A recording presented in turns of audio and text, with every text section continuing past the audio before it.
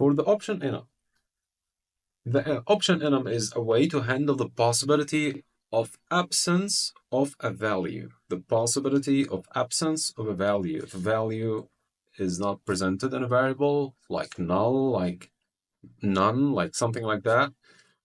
So it like make another control, and this is one of the good and powerful features. It give powerful control. It has two variants, something called sum, and we will get to this, for a value, and none for the absence of a value. So it put you in two variants or two conditions on, or two variants only. Some which have a value and none which have no value. And this is particularly useful for avoiding null pointer exceptions and making your code safer. This is one of the features that make Rust safe. Supporting this feature in Rust to avoid the null pointer exceptions and making your code safer. Let's illustrate more about the option. The option, this is the standard module which contains the option. So it said the option type option represents optional value. Every option is either sum. Sum means contains a value, and we will see how. And contains a value, or none, which doesn't contain a value. So here an example. We defined a variable. We didn't put normal. If I just make it normal variable, it will be like let value I32 equal 10. That's normal variable. But this is not like this. This is wrapped with this. And that's why you wrap something. Okay, so we say, no, this is option type for a specific type of data, which is the I32 here. In this case, it can be different type.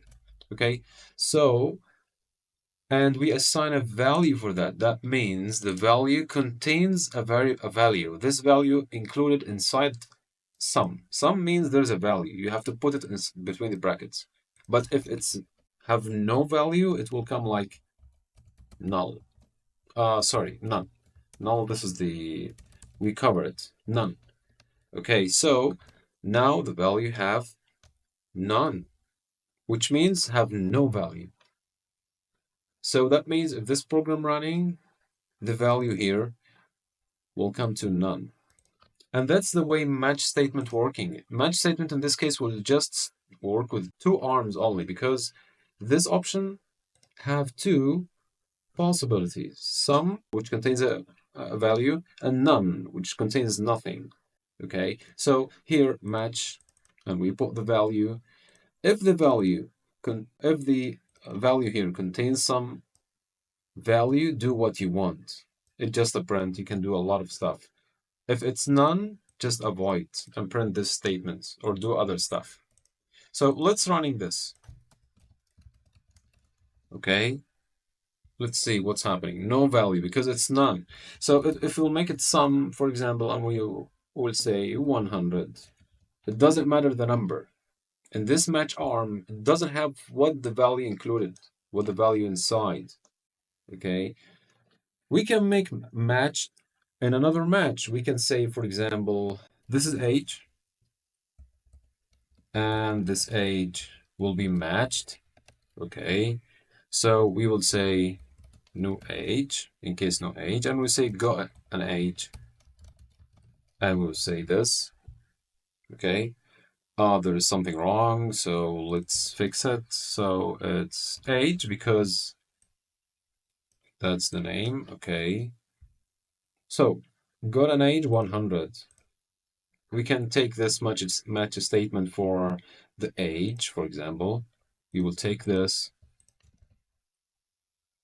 and we will say, please do like this.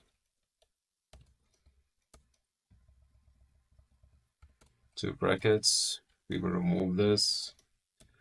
Sorry, not remove, just make it statement and do another match. This is inside the sum.